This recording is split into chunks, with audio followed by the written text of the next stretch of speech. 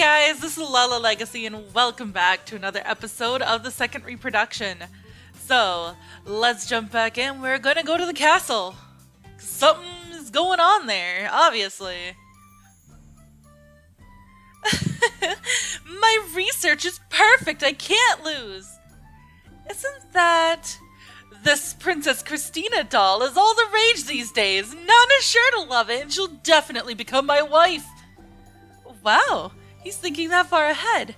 Wait, would a girl really want something like that as a present? I don't think he stands a chance with that. Hey, you! Is something wrong? Are you that champion everyone keeps talking about?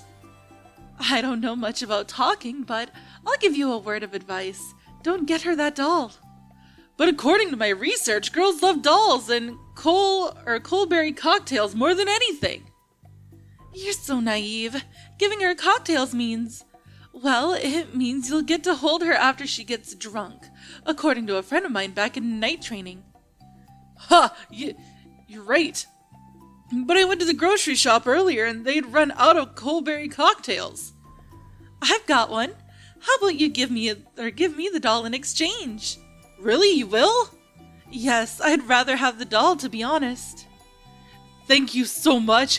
I'll give it my all and propose to her. Propose? Aren't you getting a bit carried away? Well, good luck anyway. Now, what should I do with this doll? Alright, now we go to the courtyard. Let's watch this play out, I guess. Okay, where should I go? Yay, that's so cute!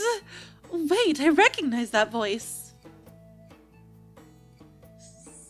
I had no idea there were so many cute dresses in the Demon Kingdom. Oh, I want that one too!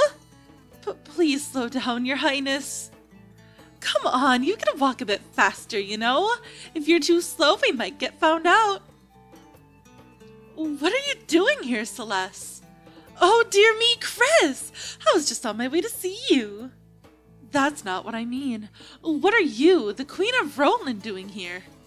Well, you see, Chris, you kept going on about how wonderful Death Ride was in your letters, so I thought I'd come and see it for myself. And I'm glad I did. Demons are such kind people. All our terrible opinions of them were wrong after all. Well, this isn't anything new. Celeste was always surprising us back at home. Anyway, does the King of Roland know you're here? Celeste, don't tell me you left Roland without telling him. I left a note for him. It's fine. You don't have to worry about me. Celeste, you could start a war like that, you know. No, I couldn't. King FedEx is a really clever man. He'll know I went because I wanted to. Did something happen? What do you mean? You always come in my room whenever you got upset, remember?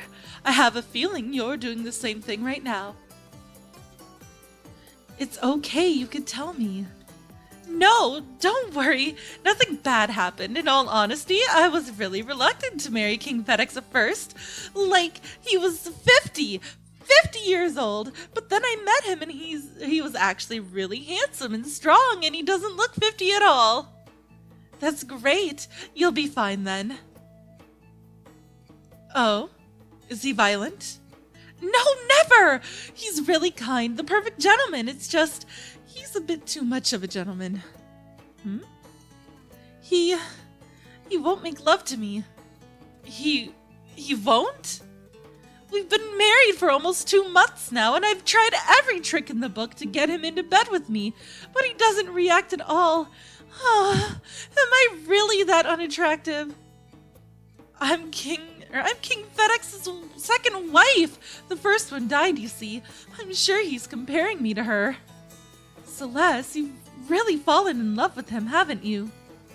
I bet you think it's weird, don't you? That I fell so deeply in love with a man 30 years older than me. No, it's not weird at all. In fact, I'm in love with a man several centuries older than me. Oh my! You mean you're... Anyway, let's not get sidetracked. My apologies for being blunt, but if King FedEx is 50 years old, then he might have physical problems preventing him from doing it. Oh! Did you remember something? Yes, I remember seeing him taking some vitamins and whatnot. Maybe that's why. Maybe he noticed your feelings and decided to do something about it. I can't believe I never noticed that.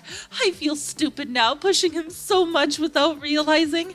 I'm a terrible wife. Oh, that's right, Celeste.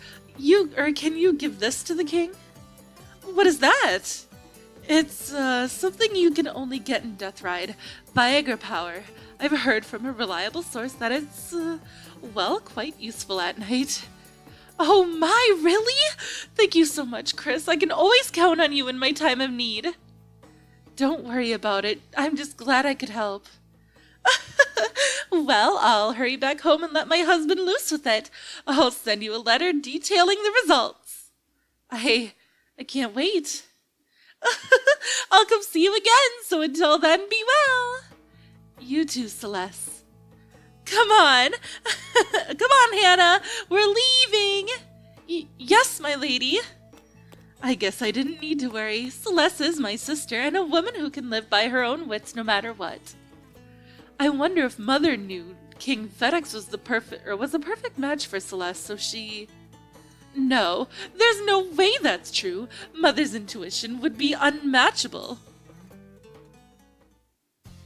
Alright, now we get to go back to the pub.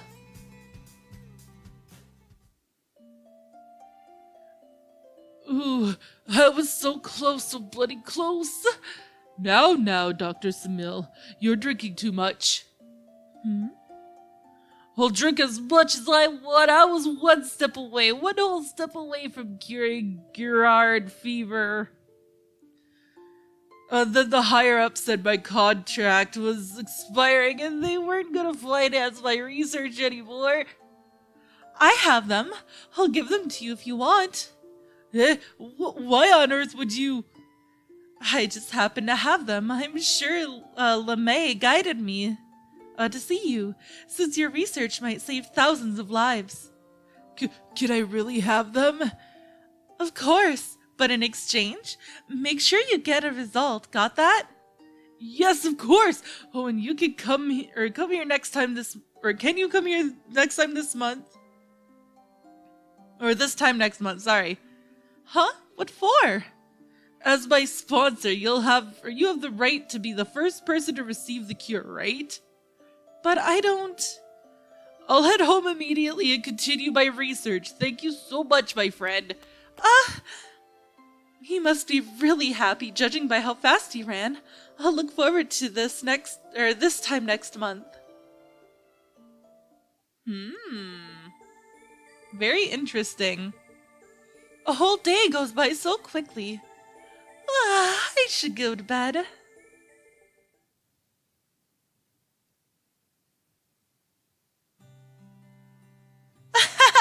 Over here, Uncle Lizette! Whoa, wait a minute! Be careful over there. It's okay. Really now, mind your feet, okay? I see you're quite popular with children. I've got a lot of little brothers and sisters at home, so I'm good at dealing with them. Wait, what are you doing here? I'm taking a break from my paperwork. I was planning on finding Chris, but it seems she went out. So you went for me instead. Actually, aren't you just skiving off work? Now, I'm just taking a break. Oh, really? I am, really. Have some faith in me. Patty, it's time to go home. Mama's here. Bye-bye, Uncle Lizette. Let's play again soon, okay? If I have the time, then sure. Yay! Thank you for looking after her, Sir Lizette. We'll be off now. I know I've said this before, but you really are good with children. Yeah, like I said, I've got loads of little brothers and sisters at home. There's Philip, Mary, Tim, everything from little brats to obedient angels. I wonder how they're doing now. Your family, huh? Are they all well? Yeah, they live in a village near the border of Almanen. Both my mum and dad are fine. I see. Lord Gardis. Damn, he caught up already. I've prepared your afternoon documents and Lady Chris in your office, so please come back. Hear that? You better hurry back. Wait, what do you mean you prepared the princess? I only asked her to help arrange the documents, don't worry. Jin, you... Now, don't look at me like that. Oh, by the way, Sir Lizette, Lady Chris was looking for you too. She was? Then I'd better be heading back. Good idea. Take care on your way. I will, don't worry. See you. Why is he in such a hurry? I didn't even say I wanted to go back yet. Well, you need to go back soon, my lord. Those documents need your imperial seal. What a pain. Jin? Yes, what is it? What would the queen do if she knew a demon lord had taken one of her pieces? That's... Even I don't want to think about it. Whew, death ride, 3rd month.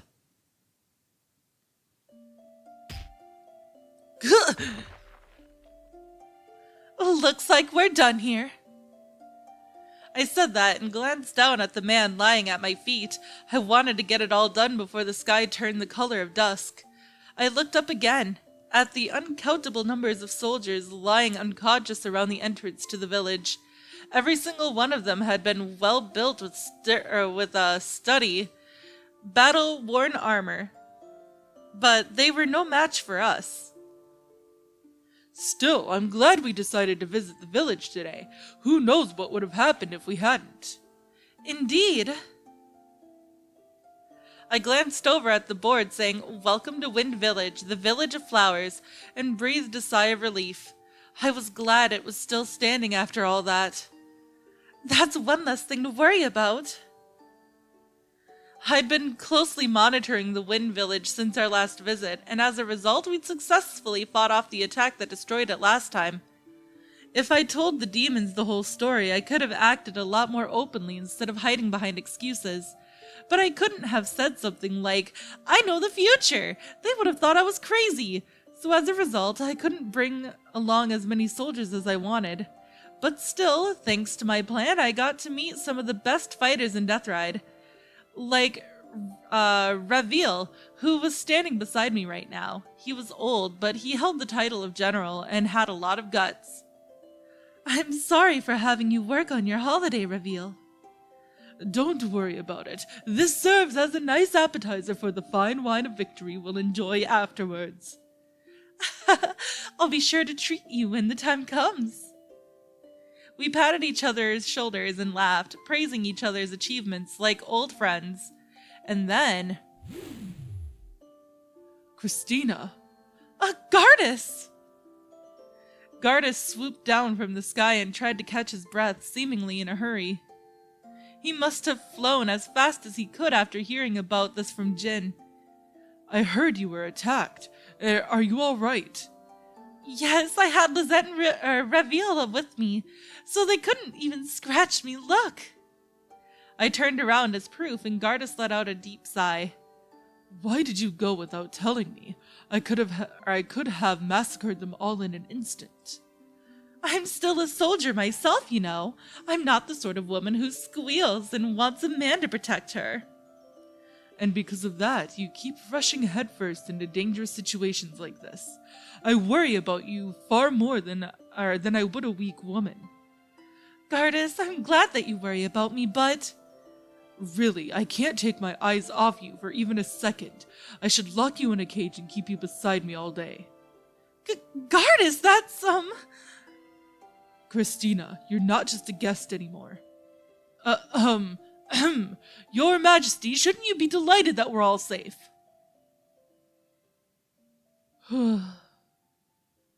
Oh, you two are here as well. Well, isn't that nice? I'm overjoyed. You don't sound happy at all. Haha, I'm joking. Don't worry. I really am glad you're both safe. I'd be furious if there was a scratch on either of you. Anyway, Chris, even if it was by chance, you managed to protect the village. Well done. Thank you. His cheerful eyes met mine for a moment. Huh? Is that? There was something gleaming from the forest behind us. I quickly pushed Gardis away and rushed forwards, acting as a barrier between him and the threat. But at the same time, something came flying through the air towards us. I couldn't move fast enough and it grazed my arm, sending a sharp pain up my shoulder and making me grimace. Christina? The gleaming light had been an arrowhead, which was now stuck in a tree trunk behind us. Had I not pushed Gardis away, it would have flown straight through him. There's still some soldiers left?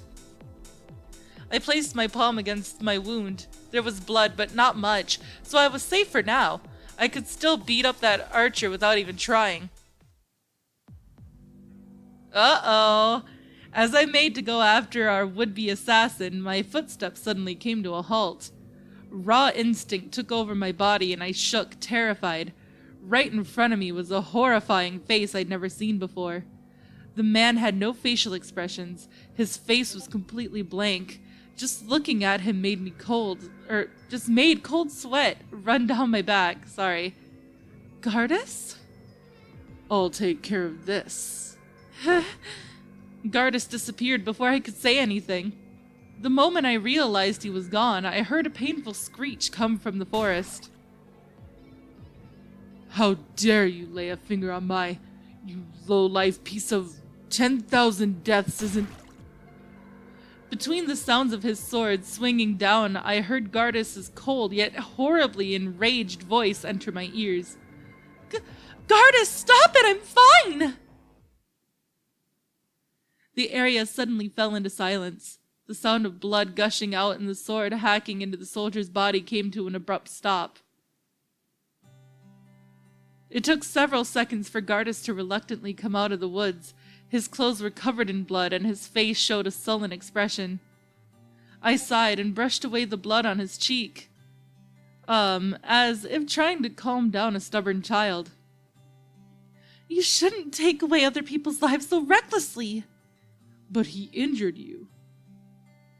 And you were his intended target. Was what I wanted to say, but I didn't. I was worried he might blame himself instead. He did, yes, but I don't want you to harm anyone for my sake. I know you're really a kinder man than anyone I've met, so... Your Majesty, are there any left? No, that man was the last. I can't sense the presence of anyone else. Gardis, I have something to ask of you. What is it? Can you remove my neck ring? The topic had come up earlier, so I wasn't surprised by the request or anything. What I was surprised about was the timing. Why now? We helped save the village today, so I doubt anyone suspects us now. I don't need the ring anymore. Yes, you're right. I doubt anyone will complain about it after this. What do you think, Raviel? My thoughts are the same, my lord. In that case, Lizette, come over here. Okay. I'd completely forgotten about the ring recently, but it was still a relief knowing it was finally getting removed. Gardis pressed his long fingers against the ring and it slowly gave off a dim light. As it slowly reduced its brightness, I saw Lizette murmur something in a voice quiet enough to not reach me. After all, I swear on my life.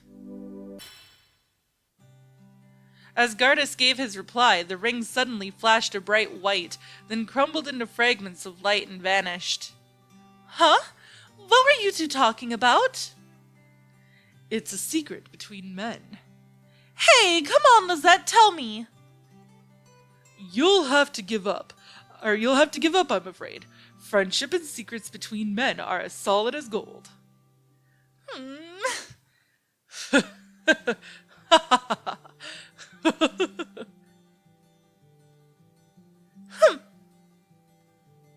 If humans and demons could be friends like this, and everyone in the world holds hands together, it would be wonderful, I'm sure. The evening sun, which once brought sorrow into my heart, now filled me with warmth.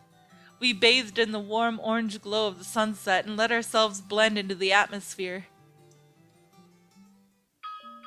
Okay, that was really cute. But that is all the time that I have for this episode, guys. So if you liked it, please give it a big thumbs up down below. And if you haven't already, subscribe. By subscribing, you're becoming part of a legacy. I love you guys so much, and I will see you in the next video. Bye-bye!